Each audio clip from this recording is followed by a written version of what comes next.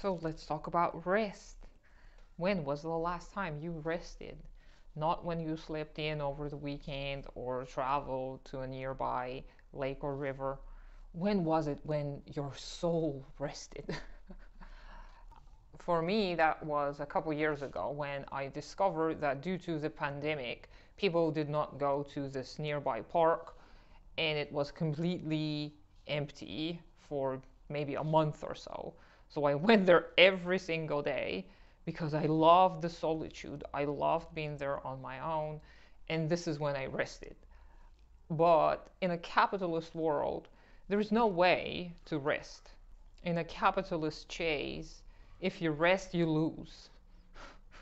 And they try to convince you that this is a normal mode of being, that it is the survival of the fittest, even though Darwin said that the survival of the fittest didn't mean the survival of the strongest one or the survival of the one who's the healthiest or whatever. He meant adaptation to the outside world. So that means if you are suited to your environment in any way, even if you're a weakling like humans are, then you will survive. And for humans, their power lies in the collective. Together, gathered in groups, cooperating, helping each other, this is how we survived.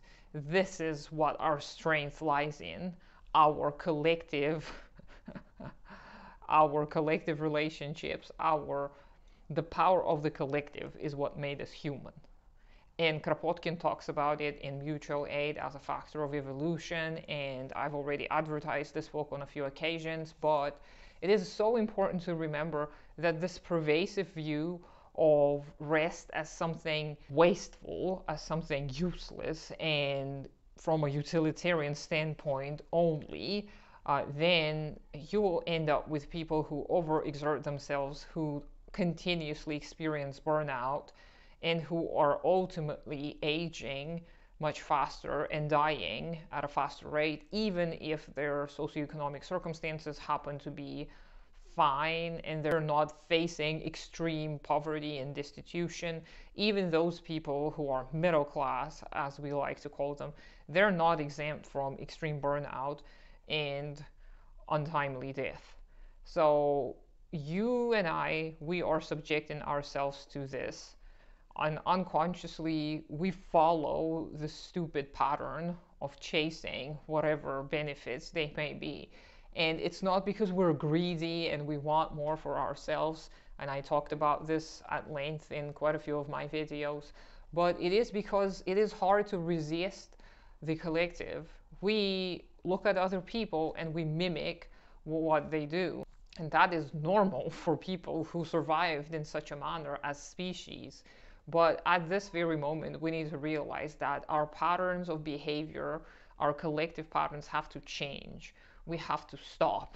We have to re examine what it is we do, and we have to thoughtfully implement changes. Unfortunately, it is not going to be a reformist way, but you know the drill. I'm not going to keep repeating myself, but if you struggle resting, now it is not because something's wrong with you necessarily, it's most likely due to the outside circumstances. The capitalist chase is what convinces you you must be this way. So rest assured it's not just you, and rest assured that it's not going to stop while we live in a capitalist world.